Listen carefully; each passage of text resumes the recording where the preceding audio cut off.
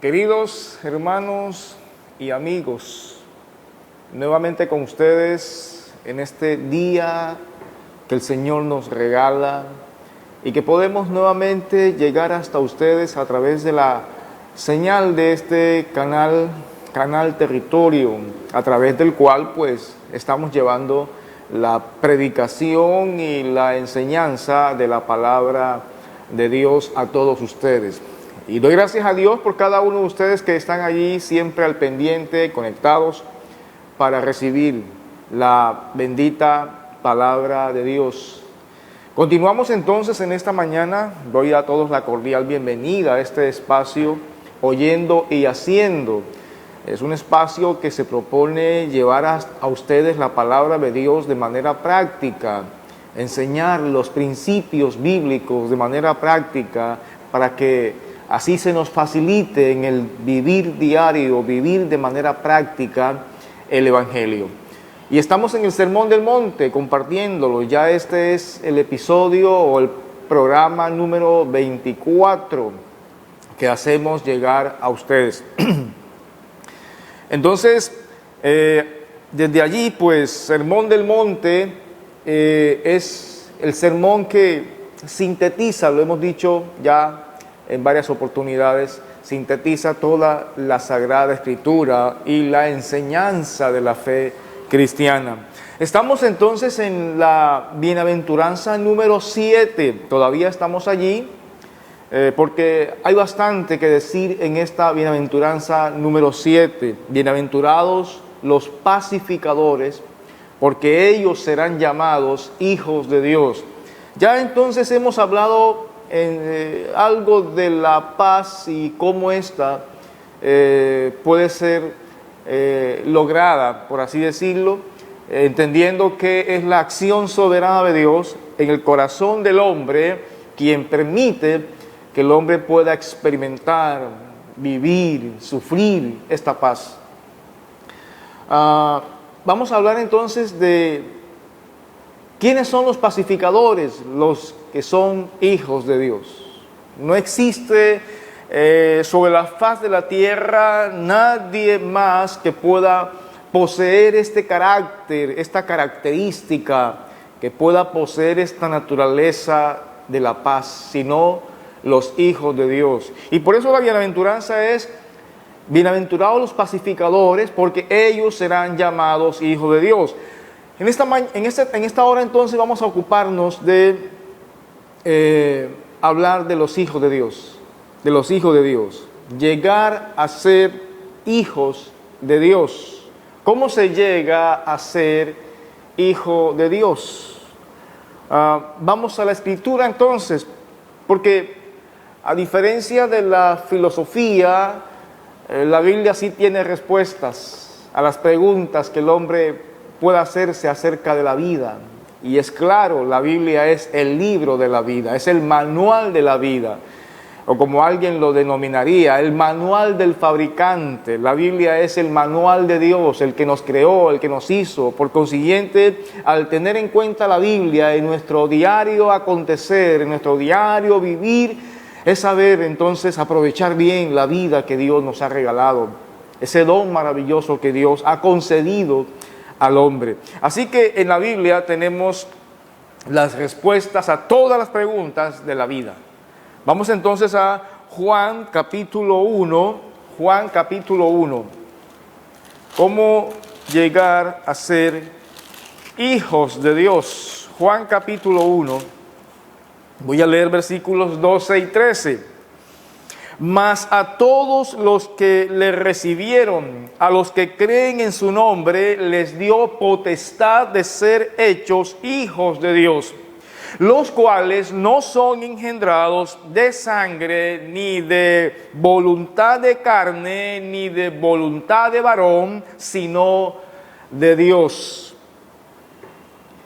La Biblia nos enseña entonces con relación a estos dos textos, y que los podemos interpretar a la luz de toda la Biblia, nos enseñan que estos dos textos, que solamente a los que recibieron al Señor, a los que reciben al Señor, Dios les da la potestad de ser hechos hijos de Dios. Y aquí quiero marcar una diferencia entre recibir al Señor y aceptar al Señor.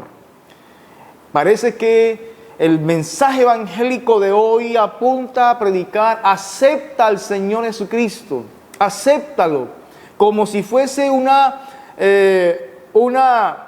acción del hombre, como si fuese algo que el hombre debe hacer y que depende de él. Aceptar a Cristo no soy yo quien acepta a Cristo, es Él quien me acepta a mí, es Él el que me acoge, es Él el que me toma, no soy yo el que lo hace.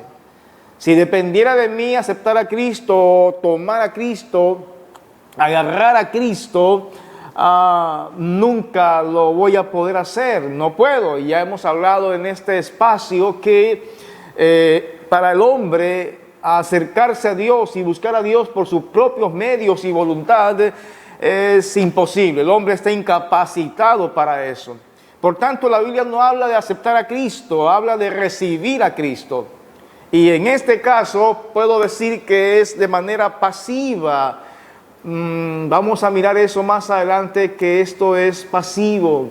No es una manera activa en que yo recibo a Cristo, sino de manera pasiva. Vamos a mirarlo más adelante. Hablemos entonces que el versículo 13 nos enseña que estos que han sido llamados o han recibido la potestad de ser hechos hijos de Dios, estos no lo han recibido por voluntad humana, no lo han recibido por voluntad de carne, por voluntad de varón, ni por voluntad de sangre, sino por voluntad de Dios. Entonces es ahí donde puedo decir que recibir a Cristo es una acción pasiva, no es una acción activa del hombre, sino pasiva. Yo recibo a Cristo, Él viene a mi vida, Él entra a mi corazón, Él toma soberanamente mi vida. Es por voluntad de Dios que yo llego a ser hijo de Dios. ¿Cómo llego a ser hijo de Dios? Por voluntad de Dios, por la acción soberana de Dios en la vida del hombre. Llega a ser hijo de Dios. No hay algo así como que una acción del hombre que se le pueda atribuir a que él tiene la facultad, la potestad de poder recibir a Dios por voluntad propia. Es imposible esto. Es imposible esto. El hombre está inhabilitado para esto. Entonces, hagamos aquí una descripción de el nuevo nacimiento que se nos habla en Juan capítulo 3, versículo 5, cuando el Señor Jesucristo dice a Nicodemo, versículo 3, dice a Nicodemo, respondió Jesús y le dijo: de cierto te digo, que el que no naciere de nuevo no puede ver el reino de Dios, no puede entrar en el reino de Dios. Son indistintas, se usan ver o entrar de manera indistinta. El Señor está diciendo a Nicodemo que el nuevo nacimiento es una condición universal, es una necesidad absoluta para ver o para entrar al reino de los cielos. Y cuando hacemos una relación entre Juan 1, 12 al 13 y Juan 3, 3, estamos hablando de lo mismo. El nuevo nacimiento es voluntad de Dios en el corazón del hombre. Se obra, se manifiesta, se da, se desarrolla el nuevo nacimiento por voluntad de Dios. En el nuevo nacimiento yo no intervengo. Es Dios soberanamente interviniendo en mi vida, en mi corazón. Hagamos un parangón o una comparación entre el nuevo nacimiento y el nacimiento biológico. Tienen cierta similitud los dos nacimientos. Tanto el nacimiento espiritual como el nacimiento biológico tienen una similitud muy marcada, muy cercana. En el nacimiento físico, biológico, pregunto a usted, mi hermano y mi amigo que me está viendo y escuchando, ¿usted pidió nacer? ¿Usted intervino en su nacimiento biológico? ¿Usted influyó de alguna manera en su papá y en su mamá para que ellos tomasen la decisión de traerlo a usted al mundo, de engendrarlo y de concebirlo? No, ¿cierto? No, ninguno de nosotros pidió estar en este mundo, hablo en el aspecto físico. Ninguno de nosotros intervino en la vida de los padres para que estos nos engendraran y nos concibieran. De hecho, nosotros no existíamos. Inclusive ni en el nombre que nos dieron tuvimos influencia alguna o parte alguna. Papá y mamá nos llamaron como ellos quisieron llamarnos. Ni en eso intervenimos, ni en eso tuvimos participación. Eso es nacimiento físico y biológico. Nacimiento espiritual. En el nacimiento espiritual, de igual manera como el nacimiento biológico, yo no intervengo. No tengo ni siquiera la más remota participación en mi nuevo nacimiento. La Biblia me dice que este es por voluntad de Dios. A ver, si papá y mamá actuaron por voluntad propia para engendrarme y concebirme, y ellos son hombres, son humanos, pregunto, el soberano Dios, el Rey de Reyes, el Señor de Señores, ¿podrá intervenir de manera soberana y por voluntad propia sin ser influido por nada, ni por nadie, ni por ningún medio externo a Él, el que nos dé el nuevo nacimiento? Claro que sí, Él lo ha hecho y el nuevo nacimiento es totalmente obra de Dios. No interviene la voluntad humana, no interviene. ¿Por qué no interviene la voluntad humana? Vamos a mirar por qué la voluntad humana no interviene en el nuevo nacimiento. Así que entonces retomo y digo que según Juan 3:3, el Señor nos habla del nuevo nacimiento, habla a Nicodemo y le dice que el nuevo nacimiento es necesario para ver o entrar al reino de Dios o el reino de los cielos. Y es una condición necesaria, es una condición universal necesaria, es decir, que esto aplica para todos los hombres del mundo. Esto es, tanto judíos como gentiles. Los judíos que están llamados a la salvación tienen que nacer de nuevo. No es la excepción, no es solo que los gentiles son los que tienen que nacer de nuevo y los judíos no, porque son el pueblo escogido de Dios. No, la Biblia me dice que tanto judíos como gentiles necesitan nacer de nuevo. ¿Acaso Nicodemo no era perteneciente al pueblo de Israel? Y el Señor le dijo a Nicodemo, te es necesario nacer de nuevo. Así que es una condición universal, necesaria. Y por consiguiente es una parte esencial del cristianismo. No existe sobre la faz de la tierra ninguna denominación o institución humana, y aunque sea de carácter religioso, que invite y que llame a la gente, a los hombres, a nacer de nuevo. No existe. El único que llama a el nuevo nacimiento y es una parte esencial de su doctrina, de su enseñanza, es el cristianismo. El cristianismo hace un llamado al nuevo nacimiento. De hecho, la predicación del evangelio apunta a que el receptor, el hombre o la persona que está escuchando, sea impactado, sea tocado y sea traído a la nueva vida en Cristo Jesús. Ese es el fin principal del mensaje del cristianismo y del evangelio. Que los hombres vengan al conocimiento de Dios en Cristo Jesús.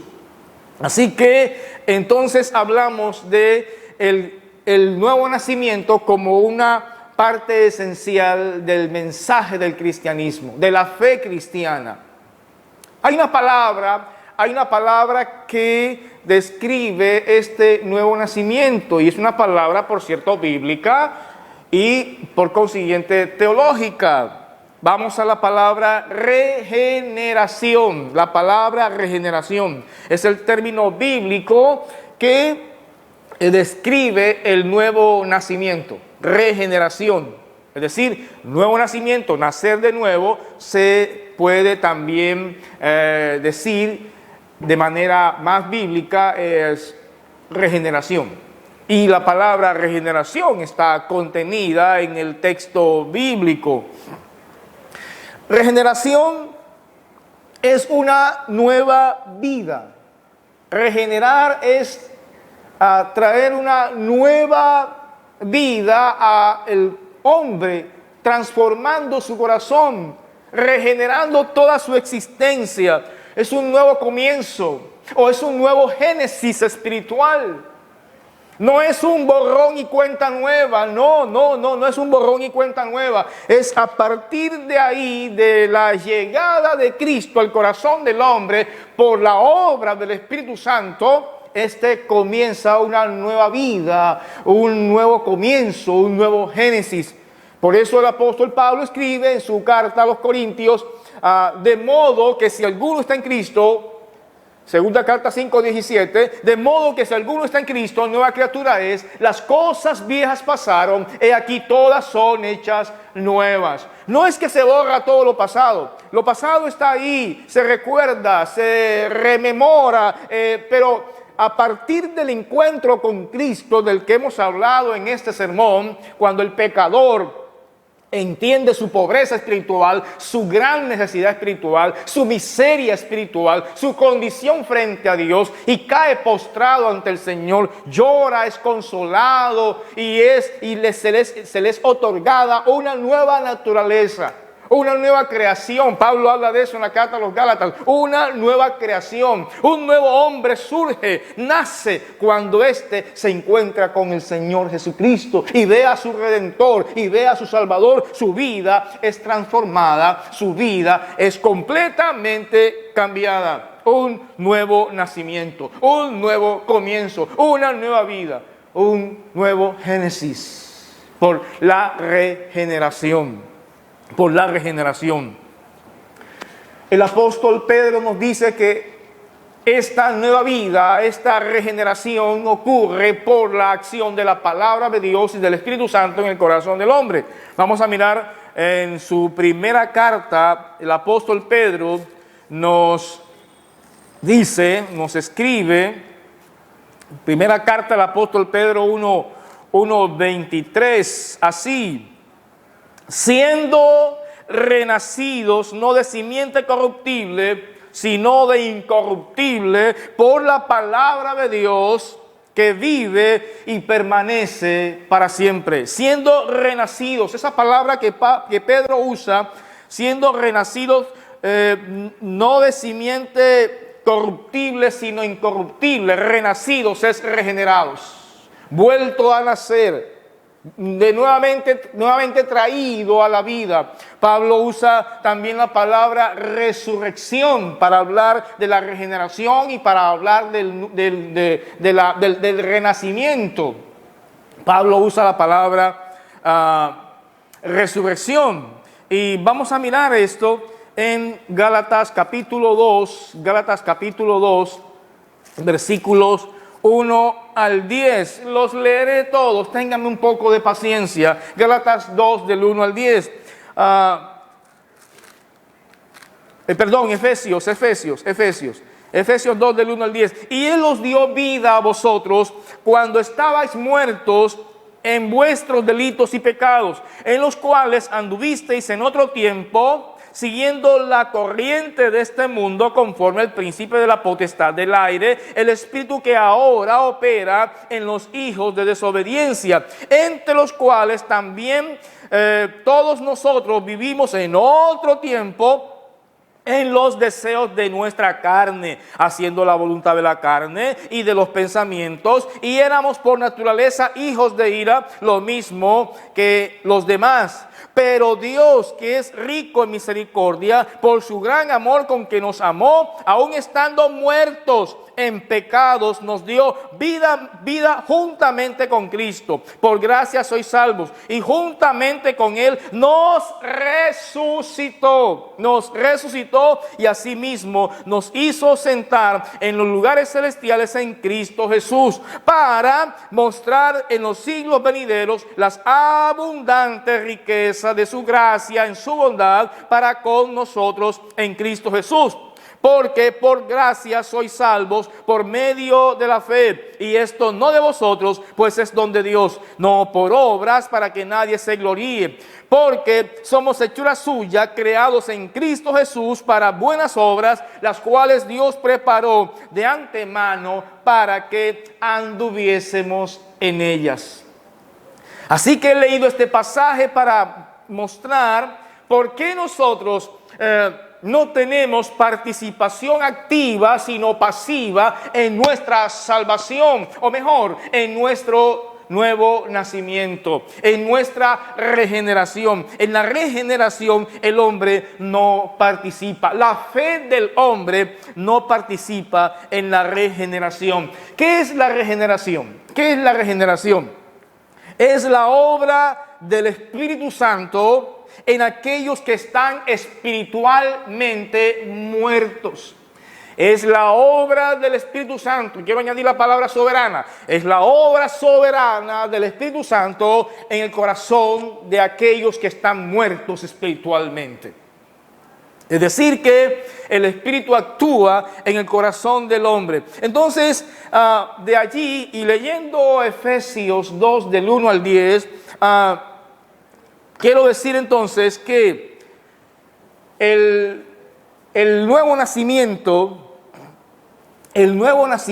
en Cristo Jesús nos trae a la nueva vida por la acción del Espíritu Santo. Entonces miremos aquí, como hicimos al principio, una comparación entre el nuevo nacimiento y el nacimiento biológico, y dijimos que hay una similitud muy marcada. Miremos entonces ahora en cuanto a la muerte espiritual y la muerte física o biológica, igual también. La muerte espiritual y la muerte física o biológica también tienen lo mismo que el nuevo nacimiento y el nacimiento biológico. Tienen una similitud muy marcada. A ver, físicamente, cuando alguien muere biológicamente y está allí muerto, ¿qué puede hacer él? ¿Cómo puede actuar él en el entorno donde está? No tiene facultad alguna.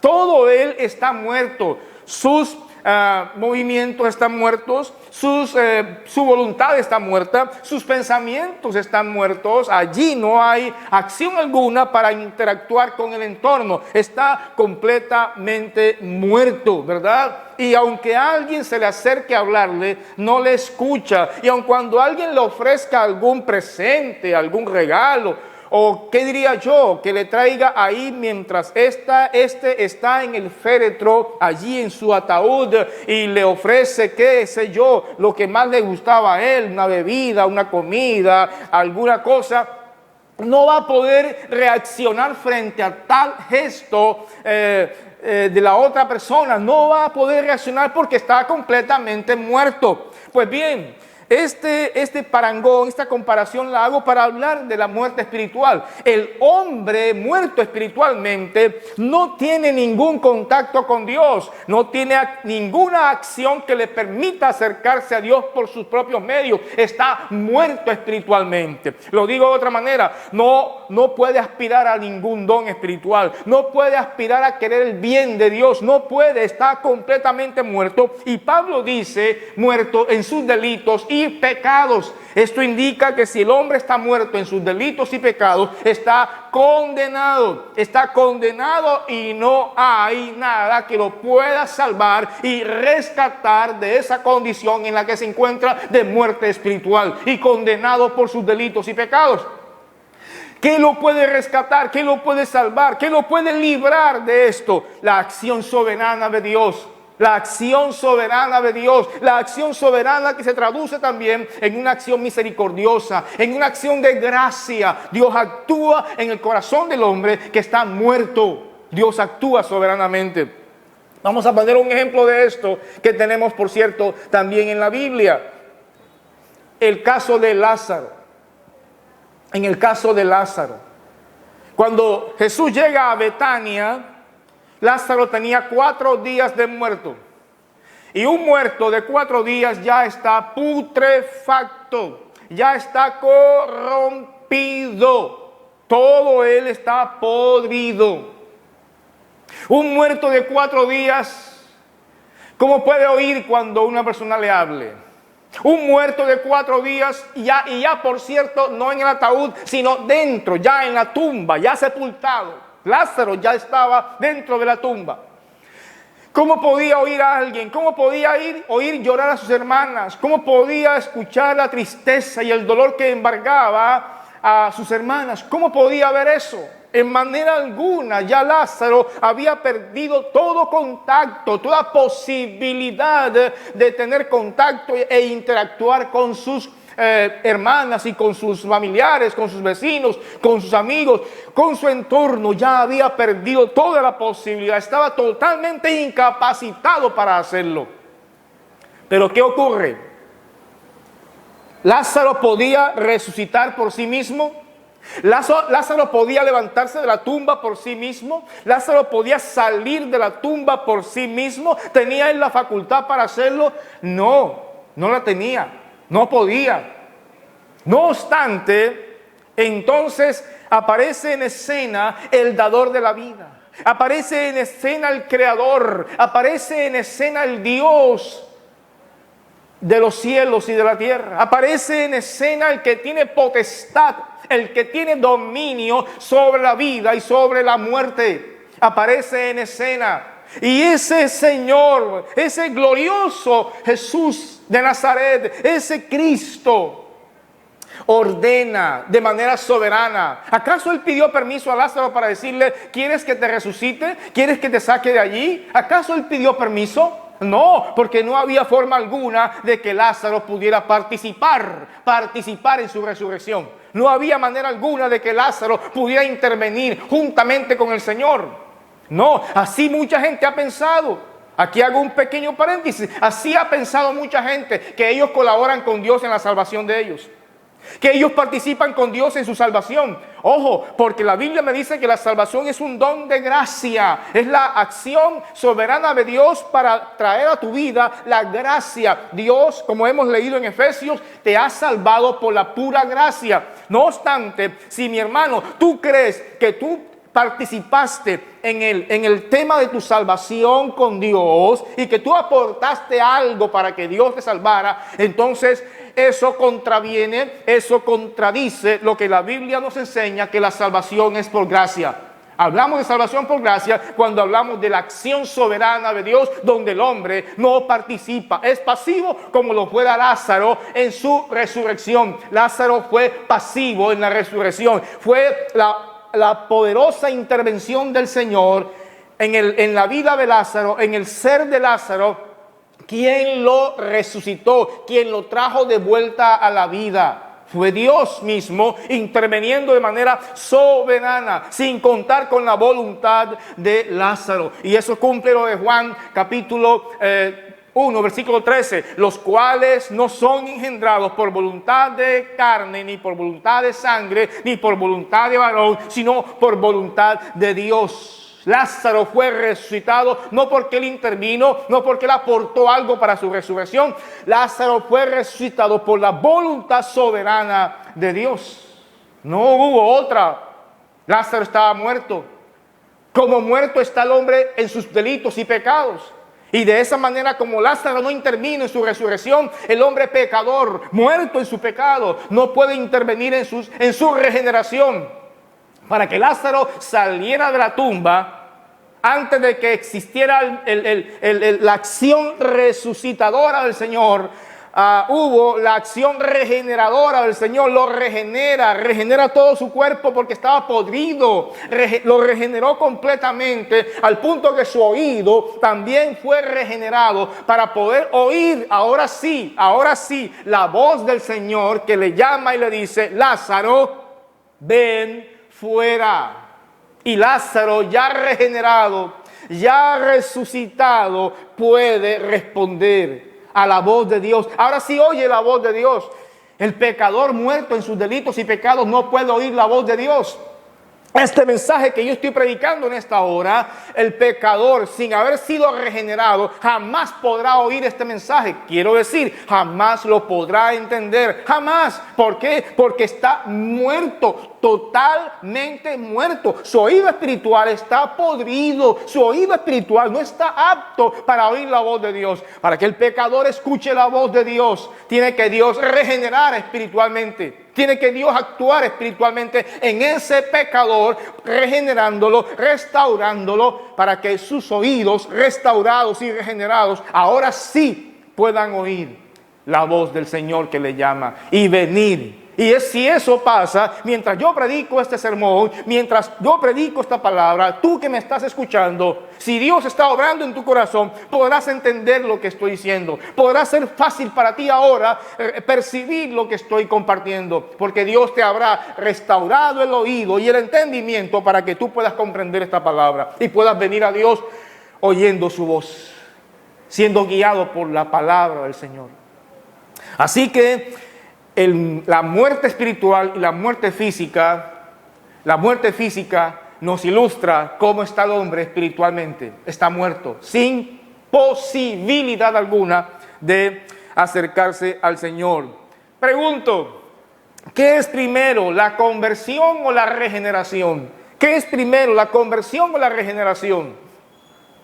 Lo primero es la regeneración. Para que Lázaro escuchara la voz del Señor, primero tuvo que ser regenerado.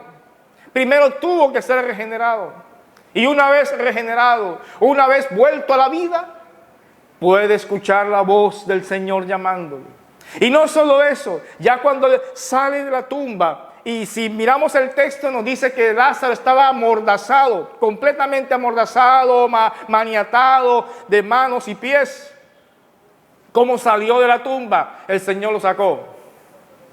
El Señor sacó a Lázaro de la tumba. El poder de Dios sacó a Lázaro de la tumba. Ni siquiera Lázaro, aún regenerado, pudo haber salido por sus propios pies de la tumba. Dios lo sacó, estaba amordazado, totalmente envuelto, incapaz de poder soltarse. Por eso el Señor dijo: desatarle, suéltenlo y déjenlo ir. Ya está vivo. Eso es, hermanos, la acción del poder de Dios en el corazón del hombre. ¿Qué es primero entonces? ¿La conversión o la regeneración? La regeneración. La conversión, a diferencia de la regeneración es instantánea. La regeneración, que es el nuevo nacimiento es instantáneo, como el nuevo nacimiento físico. El nacimiento físico es instantáneo. Una mujer que está embarazada y da a luz ya en ese tiempo, en ese lapso de tiempo en el que sale el bebé sale de su vientre. Es instantáneo. Pero luego empieza el proceso de crecimiento de ese bebé. Es que también el crecimiento físico y biológico es parecido al crecimiento espiritual. Una vez que nacemos físicamente, comienza el proceso de crecimiento. Pues bien, la conversión es el proceso de crecimiento del cristiano, del hombre que ha nacido de nuevo. La conversión es ese proceso de crecimiento, es progresivo, se va desarrollando.